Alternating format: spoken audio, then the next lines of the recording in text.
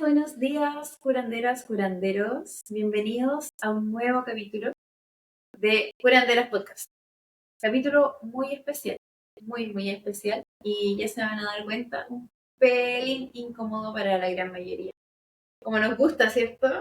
Bueno, tal como se habrán dado cuenta, esta vez tenemos una nueva invitada. Ya, tercer capítulo con invitado especial, nuestra gran y única Berito. Ya van a llegar el momento de la presentación oficial, pero antes le íbamos a hacer una pequeña como introducción para que no se caigan de poto tan fácil. Venimos ya de dos capítulos muy importantes, que es de acción, del movimiento, de la no permanencia. Y bueno, ¿qué más no permanente que la vida y la muerte?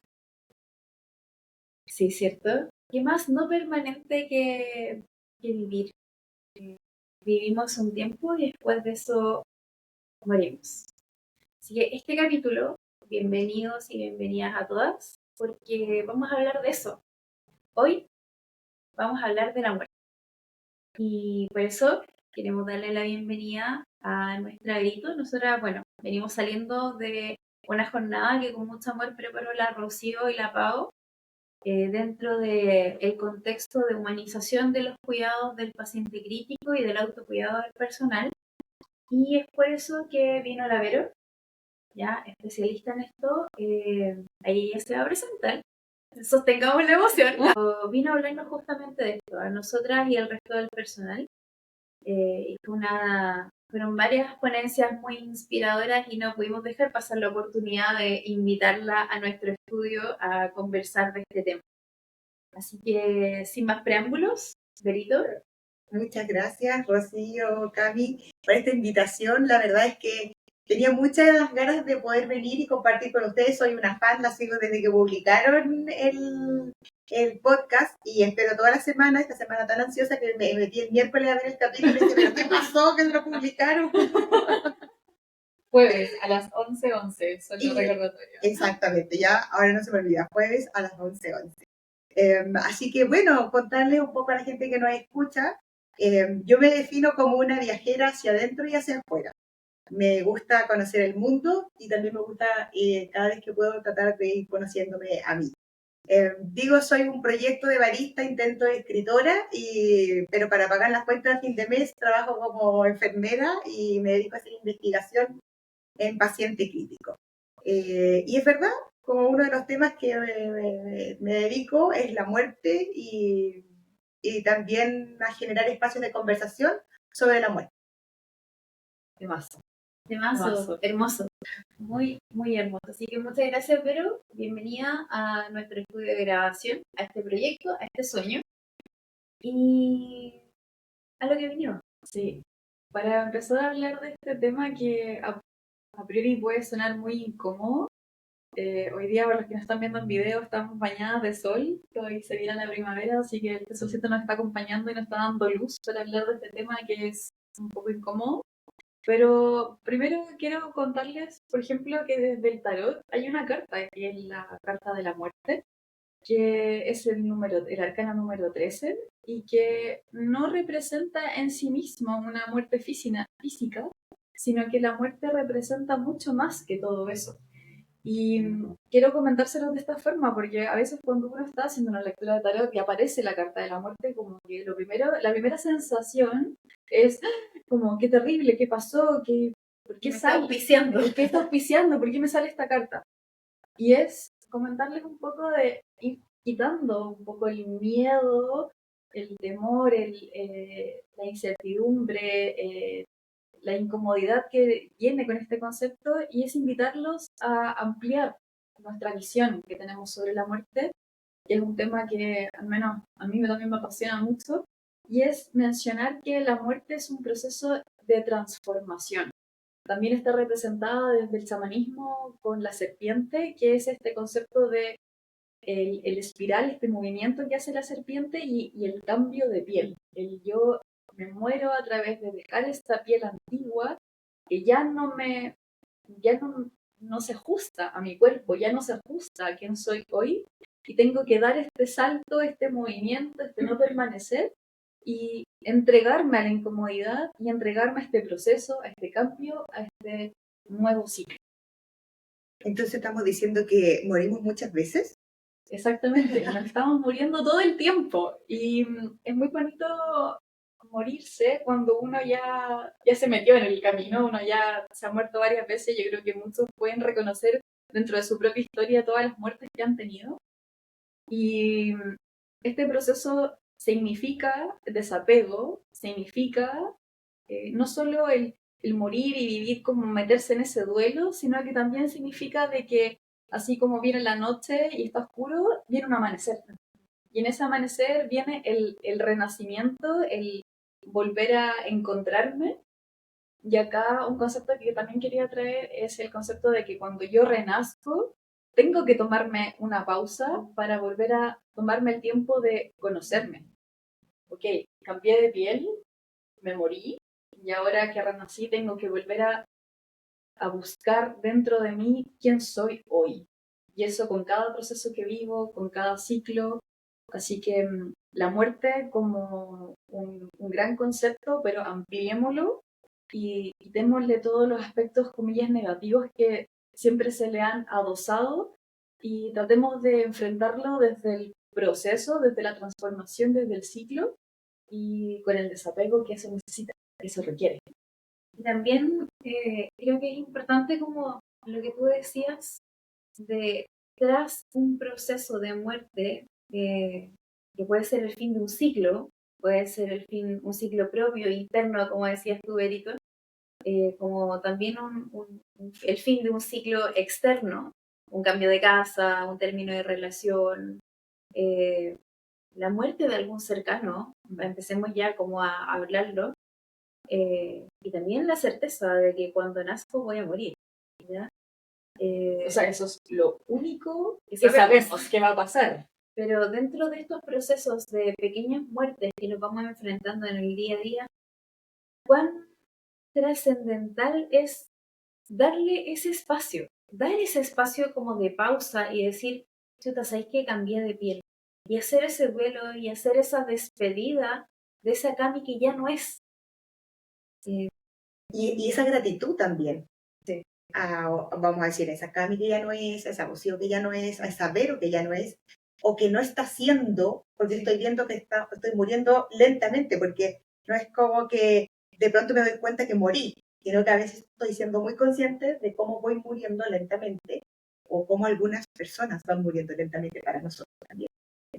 Y como este proceso, esta muerte, este duelo, es un cambio en nuestra realidad. O sea, lo que nosotros estamos viviendo como cotidiano cambia cuando hay una muerte y es un cambio que nos lleva de nuevo al movimiento y también este dolor que significa morir nos invita a conectar con la tribu, a pedir ayuda, a decir, no, no quiero vivir este proceso en soledad, necesito gente que me acompañe. Sí. O sea, la pena, evolutivamente hablando, es una emoción que no, ya en capítulos previos hemos hablado de esto, de la emoción que se siente, lo que traduce y el movimiento que debería traer acompañado. En este caso, el duelo es eso, es un llamado a la tribu a decir, sé que acompáñenme en este dolor, acompáñenme a hacer realidad esta ausencia, esta transformación, este echar de menos, porque mi realidad ya no es la misma. Acompáñenme al rito, porque también hay que hablar de eso, o sea, cuando yo muero, cuando yo cambio, me transformo y eso no puede estar exento de un hito.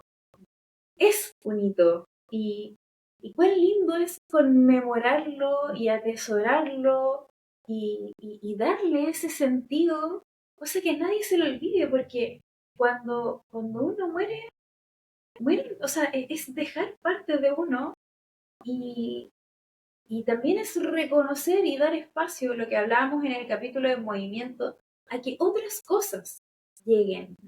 Entonces, qué lindo es mostrarle a la tribu y decir, mira, esto está llegando, onda, esto ya dejé de ser yo. Y en eso, en relación a lo del duelo, la necesidad de ser acompañada y muchas veces de la presencia en el acompañamiento también es difícil proveer el cuidado o acompañar porque uno quiere resolver y hacer cosas, pero a veces necesita simplemente la presencia amorosa de alguien contigo. Es súper importante eso, porque a veces uno quiere hacerse cargo del dolor de la otra persona. Como veo a la Cami que sufre y yo quiero como envolverla y como hacerme cargo de su dolor, cuando en verdad lo que ella necesita de mí es: aquí estoy y te voy a tomar la mano y te voy a hacer cariño, te voy a secar las lágrimas mientras... Las muchas lágrimas. que se Muchas sabe, lágrimas. Pero te estoy acompañando en este proceso para que tú misma lo vivas por dentro. Porque yo no puedo hacer que te duela menos. Solo puedo estar aquí para ti, para que sepas que este proceso difícil no lo estás viviendo en soledad. Y una cosita que quería decir del duelo en general, el duelo, vamos a hablar ahora de lleno como el duelo de cuando las personas se van, ya sea por elección, porque ya no somos amigos, se va alguien de la ciudad o directamente parte a otro plano de realidad. El duelo tiene que ver con que, por ejemplo, si fallece un abuelo, la parte que queda doliendo más allá del que yo te echo de menos, tiene que ver con que se muere también la nieta.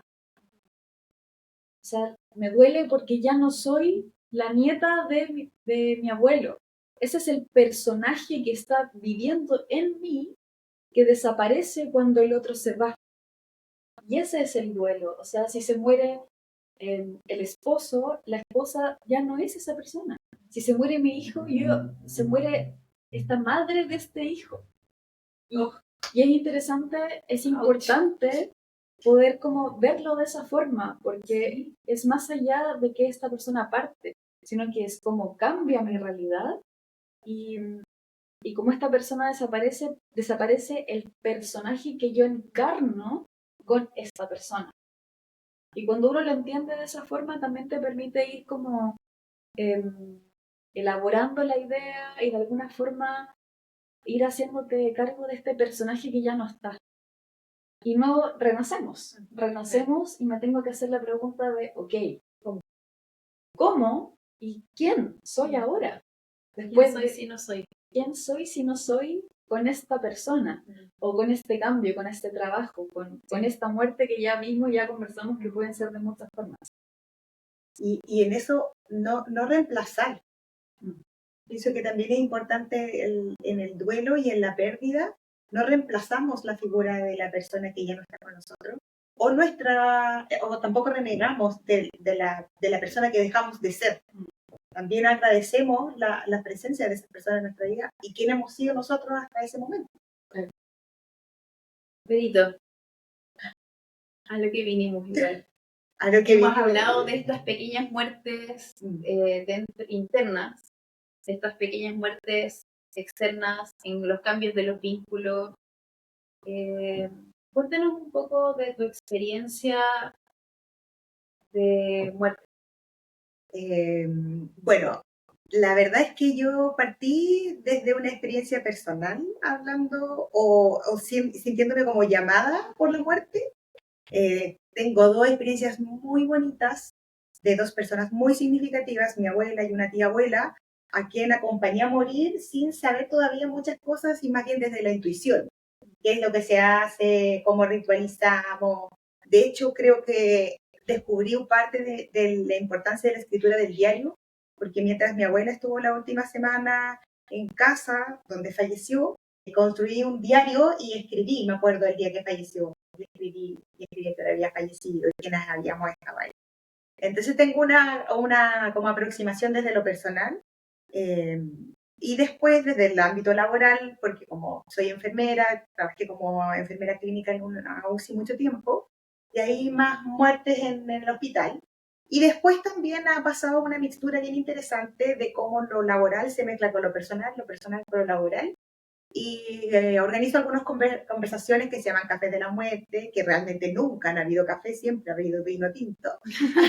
Pero cuéntanos qué es un café de la muerte, porque es un concepto muy importante y que no es tan conocido. Sí, bueno, el Café de la Muerte no es nada más ni nada menos que un grupo de extraños que nos juntamos a conversar sobre la muerte sin tratar de convencer a nadie de lo que yo creo sobre la muerte, sino que por 1 hora y media dando espacio a que mi opinión pueda ser escuchada y reconocer que nos interesa y que sabemos poco y que no hay una única verdad. No tenemos por qué llegar a algún objetivo, simplemente compartir la conversación y lo que me parece que es muy mágico, que tiene que ver con la posibilidad de encontrarte con otro ser humano en un tema que es absolutamente común, que es natural y que, bueno, la gente no sabe que estuvimos un poco hablando antes de esto, pero la Cami usó un concepto que me encantó, que es ordinario. No está solo en una parte alojado, sino que nos pertenece a todos. Y creo que a pesar de que yo pueda hacer investigación en la muerte, lo que más trato es que esté fuera de la universidad, porque la muerte es de todos. Y por eso hay cada vez, o hacemos cafés de la muerte, y eso lo hago con 2 grandes amigos que conocí a partir de la muerte, y es un camino recorrido en que la muerte me ha traído mucha vida, y esto es un saludo a Matías y a Jorge, con quien armo la conversación. Oye, pero que a mí me parece que, al igual que la plata y el sexo, la muerte es un tema muy tabú.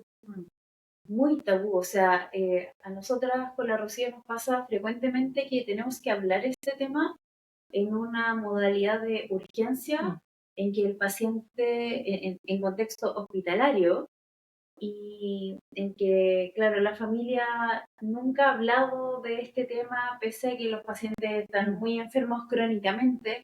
Entonces, me encantaría, porque, bueno, disclaimer, yo ya escuché la charla, pero entonces me gustaría como que nos compartieras un poco cuál es tu experiencia en cuanto a la investigación de cómo mueren los chilenos. Mira, esa es una súper buena pregunta, y así como lo veo en el mundo de la investigación, después hace sentido cuando me junto con 15 desconocidos en los cafés de la muerte que organizamos con el proyecto Moquita. Pero los datos, si quisiéramos ponernos así súper mateas, los datos señalan que en Latinoamérica cerca del 50% de la gente que fallece lo hace en un hospital. Y en Chile el 40% de la gente que fallece en un hospital. Entonces esos datos son tremendos porque de alguna manera también nos invitan a una reflexión acerca de dónde vamos a morir, o si pudiéramos escoger en qué lugar quisiéramos morir, ¿cierto? Y cómo están muriendo o cómo estamos muriendo los chilenos.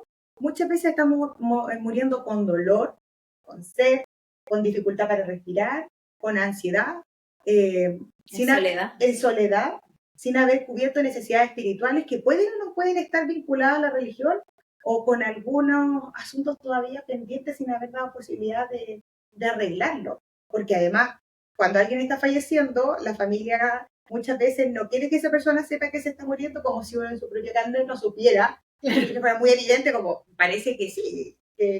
Como te digo, a mí me angustia mucho eso, porque me pasa que siento, yo afortunadamente con mi papá también es médico y también tuvo una larga trayectoria en UPC. Entonces, con mi papá hablamos frecuentemente de la muerte y tenemos ideas muy claras de la muerte, pero a diferencia con mi mamá, por ejemplo, tiene un concepto muy distinto. Pero igual, independiente de cuáles sean las posiciones de cada uno, siento que la muerte debería hablarse en todo momento en la mesa, así como en el día a día en la casa. O sea, y eso que, claro, yo igual digo, ya, yo soy una mujer joven y sana, pero eso no me asegura nada. O sea, igual me puedo morir mañana, hoy día. Y mis papás también, y mis hermanos también, y mis hijos también, ¿cachai? Entonces, ¿cómo, ¿cómo es posible que si es que, como decías tú, onda, la única certeza que tenemos es que vamos a morir? ¿Por qué no lo hablamos siempre? Y sobre todo si es que yo sé que tengo una enfermedad crónica que seamos realistas, en la mayoría de los casos no son curables, son paliativas. El manejo que tenemos en Occidente en las enfermedades de la insuficiencia renal, cardíaca y todo eso es bastante paliativo. O sea, yo le puedo decir a los pacientes que van a vivir más o menos con esa enfermedad, con los fármacos que te voy a dar, pero te vas a morir altamente probablemente de eso. ¿Sí? Lo cual está estudiado, o sea, sí. está súper ordenado cuánto es la sobrevida de cada enfermedad en su estadio final. No es como que esa información que no sepamos. Entonces, ¿por qué no lo conversamos en la mesa? ¿Por qué no es un tema? ¿Por qué sucede tanto que claro, el chileno cuando estaba enfermo crónicamente, así durante años, enfermando, muriendo lentamente, llega como, se descompensa porque consume un pelín más de sal, porque, pucha, no sé, se come un pastel más, porque, no sé, lo que sea. Y llega y cuando uno le pregunta a la familia así como, oye, qué era lo que quería él? ¿Cuál era la voluntad del paciente o de la paciente? ¿O qué es lo que piensan ustedes? Es que nunca hablamos del tema. Es que no se habla del tema. ¿Por qué? Pero ¿por qué no se habla del tema? Primero porque la gente piensa que lo invoca. Que voy a hablar de la muerte, entonces me voy a morir. Como si no nos fuéramos a morir. Lo otro creo que también de miedo, porque reconocemos la humanidad, porque al fin y al cabo pasamos viviendo como si fuéramos eternos, y hablar de la muerte nos recuerda que somos finitos, que tenemos de alguna manera, al menos corporalmente, físicamente, una fecha de término o de caducidad, por decirlo de alguna manera. Creo que también eso. Y lo otro es que es muy incómodo hablar de la muerte y no queremos enfrentarnos a conversaciones incómodas y esperamos que esté el mejor momento para. Y resulta que nunca hay un mejor momento para hablar de la muerte. Nunca va a haber el momento preciso o justo. Simplemente hay que hablarlo. Y yo también creo, después de años de conversaciones, de familiares también, es que no va a haber una única conversación. Y van a haber distintas situaciones que tú puedes hablar de la muerte y no necesitas resolverlo todo en esa conversación. Un poco, una información suficiente. Esto me gustaría, esto no, esto es importante, esto es significativo. O a veces a raíz de la historia que cuentan de alguna otra persona, familia, y uno dice, mira, ¿qué pensaste con eso? La misma experiencias de muerte, o sea, se nos mueren mascotas, se nos mueren abuelos, se nos mueren tíos, hay accidentes, se mueren celebridades, se habla en la tele. Entonces, igual son como momentos de reflexión y que uno debería como aprovechar. O sea, sin ir más allá, la pandemia fue un momento donde se murió un alto porcentaje de la población de una enfermedad en particular, que al principio no teníamos tan claros los factores de riesgo que nos llevaban a eso, pero hubo un momento donde quizás todos pensamos que nos podíamos morir si nos contagiábamos. Sí. Entonces, si tuvimos una pandemia donde estuvimos encerrados con miedo a morirnos de una enfermedad en particular, si ese momento no fue el momento para reflexionar, donde estábamos encerrados haciendo comillas, nada, ¿en qué momento? Si no fue en ese momento, ¿cuándo hablamos de la muerte? Y la respuesta, quiero decirlo al tiro, es ahora. Terminan de escuchar el capítulo y se va directo a hablar de la muerte. No, próximo domingo. Almuerzo familiar. Almuerzo familiar. No, pero es importante. O sea, en la hora de 11, ok, hablamos de cómo estuvo tu día, pero también pongamos estos temas sobre la mesa.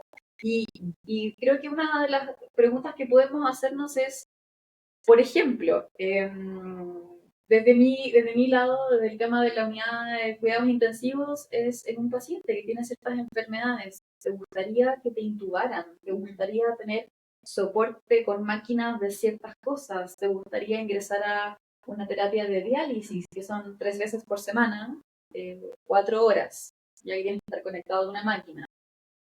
Otras preguntas, como por ejemplo, ¿cómo me quiero morir? Si es que ya tengo harta edad y quiero estar en mi casa y tengo una enfermedad crónica, quiero estar tranquilo, quiero morir en mi cama. ¿Qué personas quiero que me acompañen? ¿Qué canción quiero que suene en mi funeral? O sea, ¿qué canción? La fuerza del destino de Mecano. ¿Cuál? La fuerza del destino de Mecano. ¿La tuya? La mía es O. La O de Coldplay. Se sabe. ¿Y tú? Canción quechua, yo creo, de Pascual y la Vaca. ¿Ven? O sea, nosotros ya obviamente nos gusta el tema, entonces ya la tenemos decidida. Yo quiero que me cremen, me cargan las animitas. Por favor, no me hagan una porque les aseguro que yo no voy a estar ahí. Ojalá que mi cuerpo plante en un árbol o para lo que sirva. pero no tengo mayor apego con ninguna de esas cosas, pero hay otras personas que sí. Ayer estábamos escuchando en la jornada que había una enfermera que nos estaba contando de que había un caballero que quería irse terneado en el ataúd con zapatos porque él quería enfrentarse a la muerte con buenos zapatos. Caminar ese camino. Caminar ese camino con buenos zapatos. Y me parece maravilloso que él se haya puesto en ese momento y que se haya podido respetar esa, esa decisión, esa voluntad. Y hoy día en Chile hay un documento de voluntades anticipadas que al menos, si bien no es que necesario que todo el mundo rellene ese documento, al menos pone sobre la mesa el hacernos las preguntas. Las preguntas para empezar a hablar del tema y nada, yo creo que pueden salir muchas ideas. Oye, y en esto de las voluntades anticipadas, también es como bien señalas tú, Rocío, que es importante para mí. A veces uno quiere tener la lista y un checklist, esto sí, esto no, pero realmente en las voluntades anticipadas podemos ejercer, más que a lo mejor el documento propiamente tal, la posibilidad de conversar de qué es importante y significativo para mí. Si hay una decisión difícil que alguien tiene que tomar por mí, me gustaría transmitirte que esto es importante, me gustaría conservar la autonomía, o que tengo la capacidad de tomar decisiones, o que...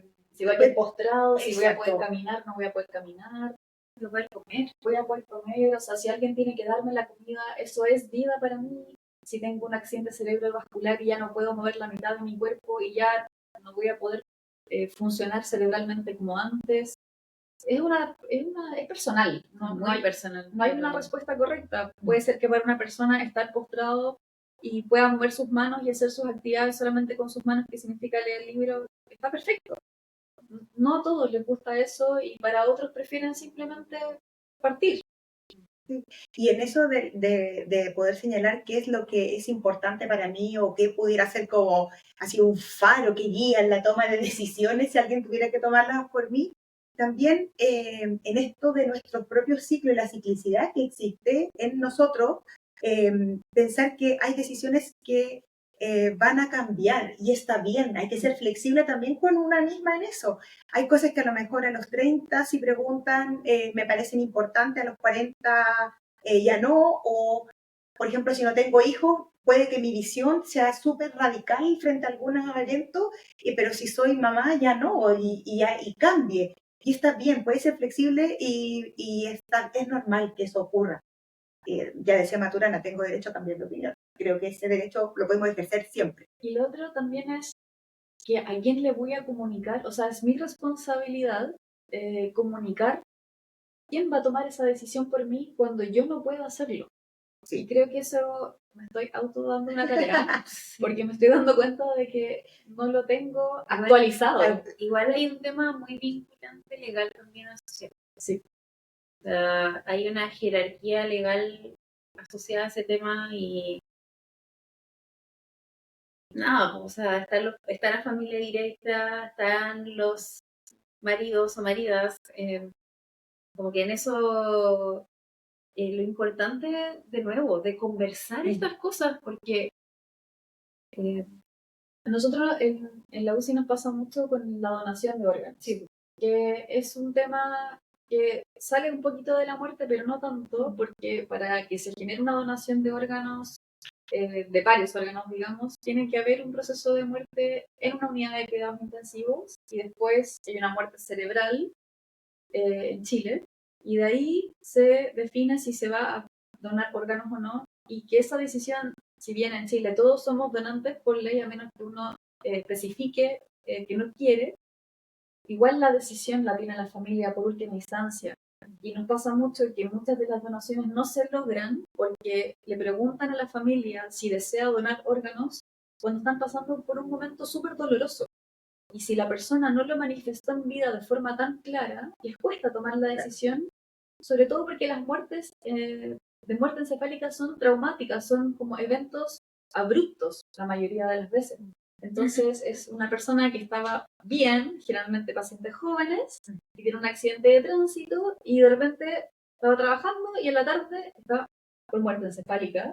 Y le preguntan a la familia si quieren donar órganos y están choqueados por la información y siento que es un momento muy difícil para tomar esa decisión, Pero si yo ya lo conversé previamente, si mi familia ya sabe lo que yo quiero, también les quito el peso de esa decisión, porque ya saben lo que yo prefiero. O sea, imagínate, pacientes como de más avanzada edad no lo conversan y cuántas veces las personas jóvenes no lo conversan.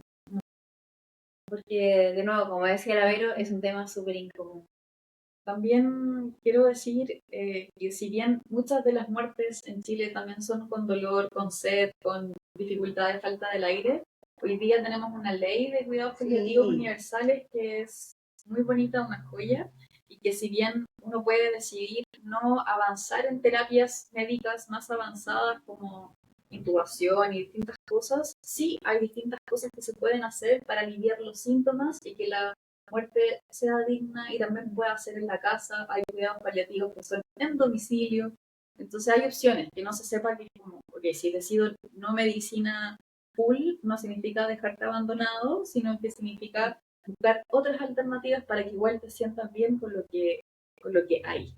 El no tener una opción terapéutica para recuperarse o decidir no tomar una opción terapéutica que me dé la posibilidad de la recuperación tal vez, no significa el abandono, sino que el cambio del foco. Exacto. Y mi foco comienza a ser absolutamente el bienestar y el evitar este sufrimiento que muchas veces es más que el sufrimiento físico, porque también incluye lo que hemos visto también en sus capítulos anteriores, un sufrimiento espiritual, emocional, y el foco comienza a estar ahí. Hay mucho que se puede seguir haciendo todavía. Y esta ley, como bien dices tú, que es una joya, y que está buscando, abriendo las puertas, se están generando las oportunidades, los cargos para que existan más paliativistas, permite que el paliativo hoy día sea transversal, porque actualmente está principalmente para los pacientes oncológicos, pero también hoy día pueda ofrecerse a otro tipo de personas. Ya para ir cerrando este ¡Ay, capítulo no! hermoso, para ir entregando algunas reflexiones finales, creo que primero de lo que partimos hablando, la muerte es una palabra que puede sonar muy dura, pero nuevamente hacerles el recordatorio y la invitación de recordar esta carta del tarot, que no es la muerte como un final absoluto, sino que también son procesos de transformación y que incluso la muerte física en este plano es eso, una muerte en este plano. Yo dejo este cuerpo, pero desde el budismo, desde el libro tibetano de la muerte y muchos otros, esto es un paso, es una transición hacia otro lugar que quizás no conocemos, pero que no significa que la persona desaparece por completo, sino que igual quiero decir que las personas que se van de este plano igual nos acompañan y que hay muchas formas de poder seguir recordándolos.